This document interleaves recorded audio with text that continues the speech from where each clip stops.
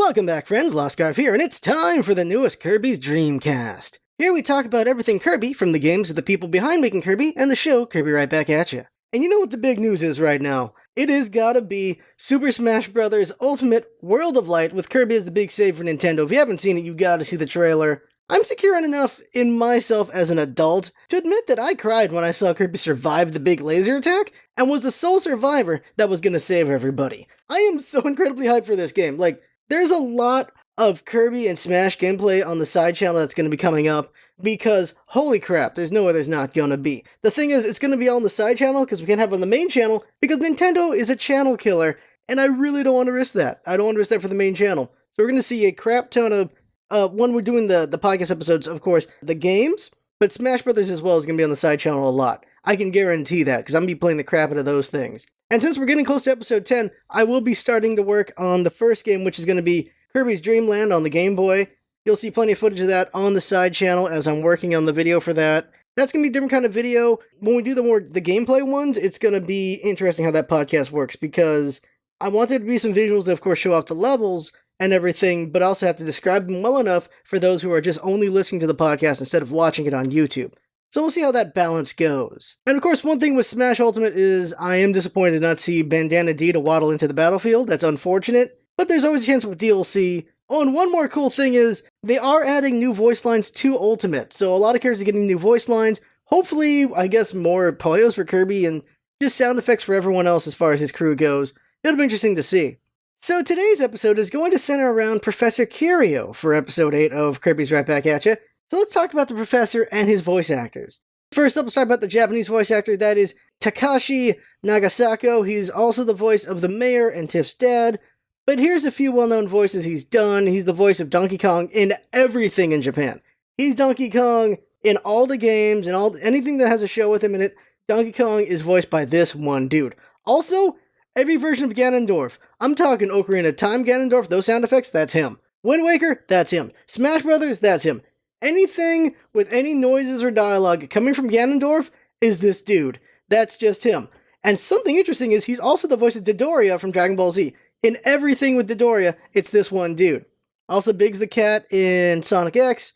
So he's a voice of a lot of things. He's Juggernaut, Wolverine, Cyclops, and Mr. Sinister, and like one or two other ones. Now for the American version, they are voiced by Maddie Blaustein. And they were the voice of Waddle Dee as well, Chef Kawasaki, Tuggle, Gengu, Melman, and Biblio. Tuggle is the convenience store guy that we saw in episode 7, if you watched the episode. Gengu, I think is the first time this is the first episode that has him in it. He's dude with the big wrench, and he's got kind of like a southern accent to him, and he'll be relevant later on. And Melman's the mailman. So they're all voiced by them, and you may recognize them as the voice of Meowth, and a bajillion of other voices in Fighting Foodons and Ultimate Muscle. Professor Curio himself is a professor in Cappy Town. He's all about archaeology, conducting his archaeology out there, trying to find the history of Cappy Town, wanting to know the past. As a scientist myself, I get what he's trying to do here. It's an admirable profession, just trying to learn about the past and what we used to do and be. And he's a character that Tiff looks up to, because he's an intellectual and she likes smart people, and also because he's interested in Cappy Town and the history of Cappy Town. So he's definitely a big influence on Tiff as a person and in her exploits and trying to just be a smarter person in the world. There's a few characters who show up every episode. Professor Curio is one of them. Sometimes you see Chef Kawasaki, you see the mayor a lot, you see Chief Bookham a lot. And so these guys always show up to things, and you see a lot of interactions between him and Tiff and the kids a lot. Like, the kids are always hanging out with Professor Curio from what I can tell. And we've seen in previous episodes what kind of person he is. Because like in the Dynablade episode, when Dynablade does the big air blast, Tiff holds onto a tree branch, and then one of the kids holds onto her, and then they fly off, but then Curio jumps up to grab them and also grabs onto another kid who's grabbing onto Tiff. Like, they're trying to survive together. And they're only together because of him in that one. Like, he's part of the glue of them sticking together when they could have gotten blown away. So he is kind of a heroic figure, at least when he needs to be. And I'm sure we're going to see more instances of that in the future, but in this episode it's going to be interesting what happens with Professor Curio. So let's get started with episode 8, Curio's Curious Discovery. In the Japanese version it's called Curio's Ancient Poo-Poo-Poo Civilization. And I don't think I've said this before, Poo-Poo-Poo is, so the Poo-Poo Village is Cappy Town. In the Japanese version it's called Poo-Poo Village, here it's Cappy Town. And like I mentioned earlier, there's a Kirby toy line called Poo-Poo-Poo Train, and that's where it's Kirby with the little conductor hat and everything. and he's like a train conductor. So I think it comes from that, where it's like just Cappy Town, but a village and everything, well, with trains. That's my best guess from there, because looking up where Poo Poo Poo comes from, all I've got is Cappy Town as far as I've found anything, and the trains, that's it. So the Japanese title tells you a little bit what the episode's about, and that is Curio and an ancient Cappy civilization.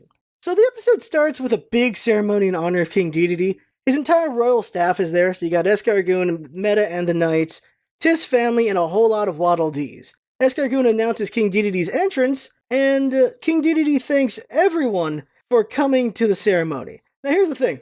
Escargoon announces that King Dedede is the 17,000th and 57th ruler in his line. That's a lot of D's. And King Dedede is dressed up in a really goofy amount of gold on him and like jewelry kind of thing going on there.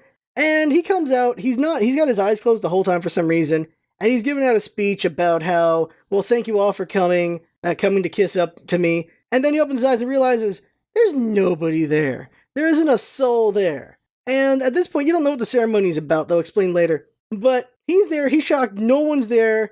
And then Tiff's family starts cracking jokes at King Dedede's expense, and he just gets angry. That seems pretty fireable, because Cerebrum just makes fun of his legitimacy. And then Tiff mentions that the Cappies founded Cappy Town and not King Dedede, which makes him even angrier, because he insists he's the ruler of the town. So we got a very angry King Dedede at the start of this whole thing. And then they do the opener, which is, of course, very awesome. Kirby, Kirby, Kirby. After the opener, we have two things going on at once. Tiff and Professor Curio are in the foreground, and they're digging around looking for Cappy fossils, while Tuff and Kirby are in the background playing. Like, they're like building like a castle with the dirt and everything, and then Kirby's running around with the pickaxe, taking it from Tuff, and he's chasing him around, and they're just playing, and it's very cute. And that's just a fun thing to see. So what's going on is Curio is confident that they're going to find proof of Cappy Town's ancient civilization there. And he finds an arrowhead and shows it to Tiff, and she gets all excited, and so she grabs her camera, and she walks back with the camera, which is going to be significant later. She walks back with the camera and falls into a hole made by Tuff and Kirby, and they laugh about her falling in there. So she gets mad, she starts chasing them around with a trowel. She wants to hurt them. She wants to hurt them good. While they're running around, Tuff is talking about how, what does it even matter that they're searching for the past? And Curio says, well, it's important to learn about ancient Cappy civilization there, that knowing their past is an important thing. But Tuff's like, why? They're all dead, who cares about that? But it's important to him. And so after they say all that, Tiff is just rushing towards Kirby and Tuff to attack them with a trowel, and she falls into another trap, like another hole, and Kirby and Tuff are just laughing at her again. And then Tiff just angrily stabs the ground, and we get a ding! She's like, what the hell, she hit something. Professor Curio makes a weird reaction to this. He's like, huh? And he kind of grumbles about it. Mr. Curio, what's that sound? What sound? I didn't hear that. Anything. But Tiff just starts digging with enthusiasm, and she makes Kirby and Tuff help as well. Kirby's pretty useless at helping, Tuff's using his hands, but they eventually dig a hole, and they uncover a stone coffin. Also, it's really cute them trying to dig. So Curio has a worried look on his face for some reason. I guess he didn't want to find this. And I've seen this episode 5 times. I know why he doesn't want to, but when I initially saw it, I was like, why isn't he helping? Why isn't Curio excited? Why does he not want to help with this? I don't get it. The kids are really excited to dig in here, but he's not, and that was weird. They dig it out, and it's just a big stone casket. And this is where it gets weird. Tiff, for some reason, figures it must be the burial of an ancient Cappy king. But why is that? That's a very weird thing, but she just jumps to this conclusion on her own. And the best I can assume for why she assumes it's royalty in a stone casket is because, well, we're thinking like older civilizations usually just had mass graves, a bunch of people just get buried into some hole, and royalty would get like individual graves, or just better, they wouldn't just get put in a hole, they'd get put in some sort of coffin. So that was something rich people usually had more than poor people, so I think she's making that assumption there. But in the Japanese version, Tiff just figures this is proof that there was an old Cappy civilization, which makes way better sense as a conclusion. I'm not sure where they changed that. I think I have a reason why, and we'll come to that in a moment. But overall, I feel like it was unnecessary, because we're going to find out why she said it that way in a minute.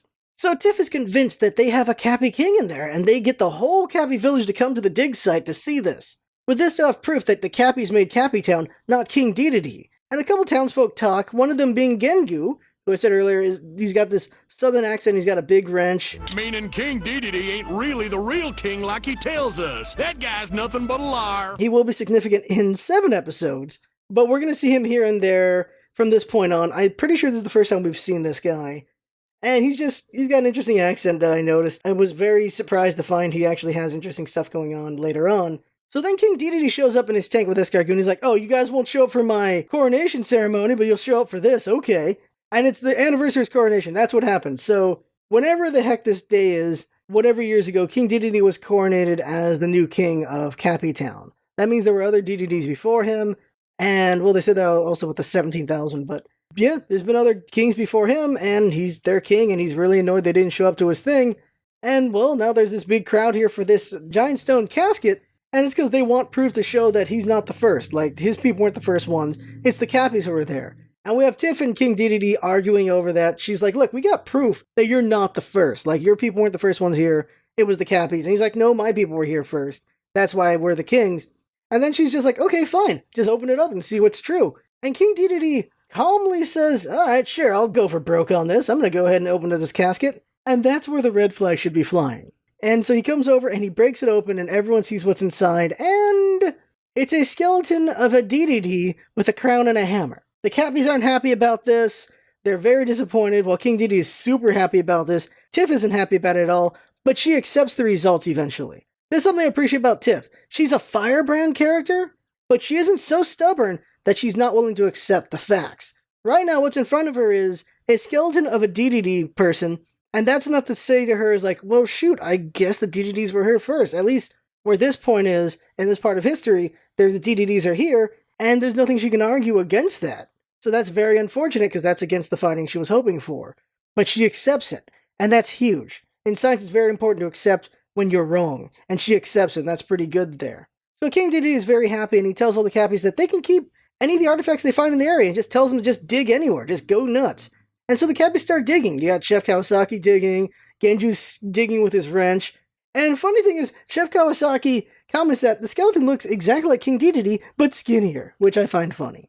So Tiff asks Curio if the Cappies founded the town or not, and Curio says it looks like his theories were wrong. King Dedede and Escargoon are happy about the results, and they have a laugh, and the only people who look sad are Curio, Tiff, Tuff, and Kirby. Everyone else is busy digging up artifacts, and they find a bunch of artifacts. Chef Kawasaki finds what he calls a Halloween mask.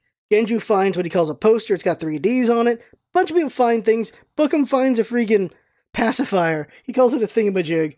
It's like, yeah, they found a bunch of things, and so now there's just a bunch of proof that the Dedede clan was there first.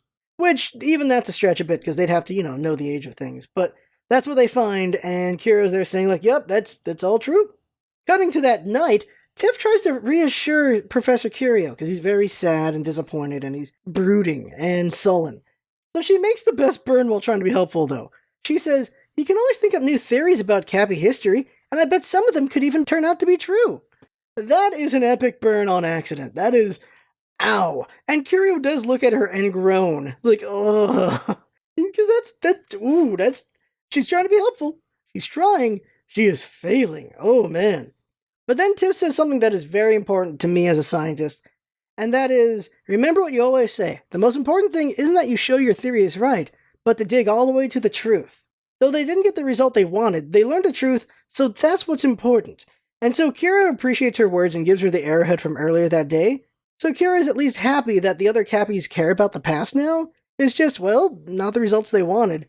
And then we cut to later that night where everyone's at dinner over at the castle, except Tiff. So you've got Cerebrum, Ladylike, and Tuff eating dinner. There's a free spot at the table where Tiff should be, but she's over at the couch and she's brooding over what happened that day. Tuff does find it odd that suddenly today there's a bunch of Dedede stuff after everything prior was Cappy stuff, so what's going on with that? Tiff can't shake that something is off, and she leaves.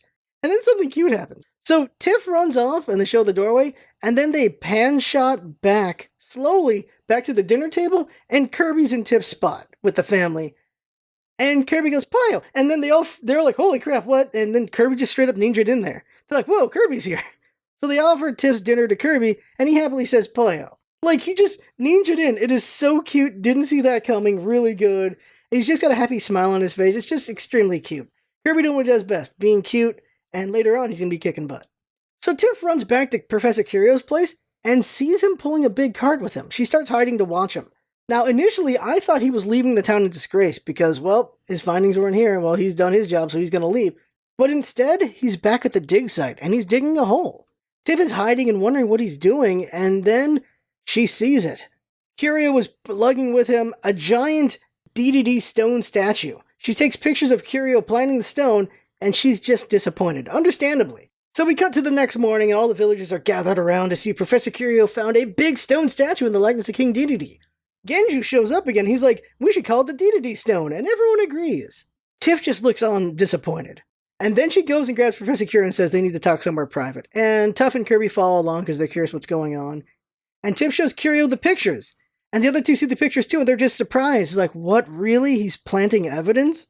And Tiff tells Curio she'll turn him in if he doesn't come clean. That's what's going to happen there. In the Japanese version, she more says she knows the truth, but she'll leave it to him to decide what he does with it. Whether he tells the truth or not, that's on him. But she knows the truth, and that's how she handles it in the Japanese version. But as she goes to leave, Escargoon and King Dedede show up, and they capture the three kids and tie them up. Kirby doesn't put up a fight at all. I suppose because Kirby doesn't have any powers at this point. He's just Kirby. Also because they have to tell him to attack most of the time. And so they get tied up, and King Dedede and Escargoon tell Curio to do as they rehearsed. So there's the twist, if you didn't catch it earlier, is Curio is working with King Dedede and Escargoon. This explains why he's been so fidgety earlier in the episode, why he's been groaning and trying not to admit that the stuff was there, is he didn't really want anyone to find it. But we're about to learn why he did it. So they cut to later on in the day. There's a big stage right there so that Professor Curio can tell the entire village about his findings. And he just looks anxious the entire time, which no surprise, of course. But he goes up to the stage and he starts talking about his findings about how all the recent stuff is from the Dedede clan. And as he's about to say that it's proof that the Dededes were there first, he remembers Tiff's words about the truth, and he grows a spine. He tells everyone it's actually all fake. This is proof that it's all fake because he's the one who planted it all. And Escargoon tries to stop him, but Curio pushes him away, and then he tells the truth. And that is, his business was failing. No one wants to buy his curated stuff. Nobody is interested in the past. No one cares. And so he used his life savings. He's got no money left, so he wanted to go see King Dedede for help. And King Dedede said he would help him if he faked his findings to show that the Dededes were the legit rulers. Professor Curio then throws Tiff's pictures into the crowd, and King Dedede insists that the pictures are fake. But then Tiff shows up and says that it's King Dedede who is the fake. King Dedede is surprised to see her free, and then we hear Mexican guitar because Meta Knight's here holding some rope. And he's like, it's a pretty messed up thing that King Dedede did. It's a jerk move. So he's pretty justified in freeing the kids. He's like, it's a dirty thing you did, Your Honor. Your Highness. So the villagers are pretty much ready to rebel against King Dedede. They're mad at King Dedede, just straight up pissed at him. But then he puts them back in their place by revealing his secret weapon. That is the Dedede Stone. The stone grows into a giant Dedede golem, and the villagers run away because they better run away. It's pretty much King Dedede rules by fear, and he's about to exercise that right now. So we next see King Dedede climbed on top of the golem with Escargoon, and he orders it to go crush the Cappies. It's pretty messed up. He's going full evil now. He's like, we're gonna crush the Cappies. We're going straight to Cappy Town and crush the whole place. And that's not a good thing. The kids are hiding one place, and they see Professor Curio's hiding somewhere else with a pickaxe in hand. He's ready to attack the golem. That ain't gonna go very well, but he goes for it anyway. So the golem's walking, he goes to attack it, but the kids stop him because, no, that's not gonna work out. But as they rush towards Curio, there's a big tremor from the walks of the golem, and Tiff falls. And King Dedede orders the golem to stomp on Tiff. This is also in the Japanese version. He straight up tells the golem to step on her. He's like, that's going to be the first one right there. That's going to be the start. And as it goes for the stomp, Meta Knight swoops in and puts his sword in the way, and he's blocking it. He's sticking his sword into the foot of the golem, and he's shaking. He is struggling. He is trying not to get crushed himself as he's saving Tiff, and he tells her to get out of there, and she gets out of there. And this is just a very desperate situation. So the kids tell Kirby to suck up the golem, because that's going to work, and it of course fails. So they tell Kirby to try again. So Kirby goes for it again, and it's not working. So Curio decides to help, and he's like, if Kirby can't stop you, I will. And he goes to hit the foot of the golem with his pickaxe. And of course King Dedede makes a joke, and that is, Curio, you trying to pick a fight? Son of a, oh my god. And he pickaxes the foot of the golem, and he breaks off some shards of it, and the shards go into Kirby's mouth. And bam, we get Stone Kirby. He's Stone Kirby! And so now we got Kirby with powers, and we know Kirby with powers is pretty strong. So the first thing Kirby does, while in regular form, is he headbutts the golem. I guess being Stone Kirby makes him more dense and stronger in that form. So he headbutts the golem, and the golem falls over, which frees Meta Knight, who's been struggling that whole freaking time. The golem does get back up, and it catches Kirby, and it starts squashing him in its palms. It's just squeezing Kirby up, so Tiff calls the Warp Star to help Kirby out. Kirby breaks free of the palms of the golem and gets on his Warp Star, and now the golem's just trying to swat Kirby down, and Kirby's just dodging in the Warp Star, just getting all over the place. And eventually Kirby flies to the sky, really high, and turns into a big stone Kirby, and just slips off the warp star, and falls right on the head of the golem. Like, straight on the head of the golem. Everyone's watching this thing. King Dedede and Escargoon have fallen off the golem when Kirby knocked it over, so they're watching from the side. And Kirby goes from the top of the head of the golem all the way through the center and just breaks the golem into pieces. Just right through the thing. And of course, the kids are just really happy and cheering. King Dedede and Escargoon are not happy about this. They're very sad about it. And just, yeah, he destroyed that thing. It turns into like a ton of bricks, a pile of bricks. Professor Curio grabs the kids and tells them we gotta get out of here. He rushes them off so they don't get hurt. Curio is always the adult, just helping them out, making sure they're okay. Well, Escargoon and King Dedede are just, well, they're dejected. And Escargoon makes the line of, it's a downer when your schemes go to pieces. Like, oh my god, these lines. Their lines are just amazing. They make the best dumb puns, and I love it so much. And eventually King Dedede and Escargoon get buried in the bricks. So what happens next is, they're like, well, should we dig them out? And Curio's like, no, I'm tired of digging out fakes, which is a pretty good line there. Tuff offers his and Kirby's help in the future, unless they're playing games when it comes to digging things up for Professor Curio. And Meta Knight notes that Kirby's getting stronger and stronger. He's becoming a real Star Warrior here, and he leaves as well. Nobody wants to help King Dedede, so everyone's just walking away, just leaving the pile of bricks. And the camera goes down to the pile of bricks, and it's like, King Dedede's down there, he's like, well, now there really is a king to dig up.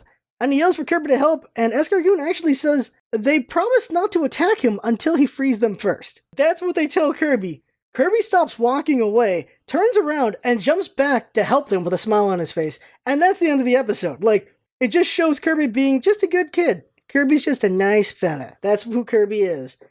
But I think they should have kept the Japanese lines. Actually, I'm debating it right now. Maybe they should have. In the Japanese lines, Escargoon instead offers to give Kirby candy if he rescues them. So it's a more selfish reason. It's cute none the same to see Kirby go to save them, either out of the goodness of his heart or for candy. But if you're thinking about it as a hero type, I suppose it's better if Kirby does it because he's a nice kid than for candy. But still, somebody better give this kid some candy after this because he's a good kid. So that's the end of the episode there. It is not a very strong episode. Episode 8 is not a strong episode, I said before. It's the weakest episode so far. This is about a 5 or a 6. And like all the previous episodes have been like 7 and up. Like they've been really good episodes. This one has just been pretty weak. It's nice to get background on characters. I like that a lot. It gave us more depth to Professor Curio because he is a pretty good guy and he had a temptation weakness here and he failed it until Tiff urged him to become more good about it, and that's what happened there. And we're gonna get more depth episodes. Episode 9 is about Falala and Fololo. We're gonna learn about their origin. Episode 10 is gonna be about Chief Bookham. We get to learn more about him as well. And these characters just get more depth to them because of those episodes, and they're really good. Like, don't get me wrong, I think what happened here with episode 8 is they just didn't execute it well enough. I don't know what they could have done better with this test of morality for Professor Curio, but we didn't really get a lot here. It wasn't super entertaining. There was stuff in there, but it just could have been better altogether. And I wish I could really say what could have made it better, but it just could have been. I just don't have a better criticism than that. It just doesn't feel as well executed as it could have been, and that's what makes it the weakest episode. But thankfully, the episodes I've watched so far, I'm up to episode 15 like last time, they've been really good. So it's still a very strong start with this show. It's just this is the weakest one so far.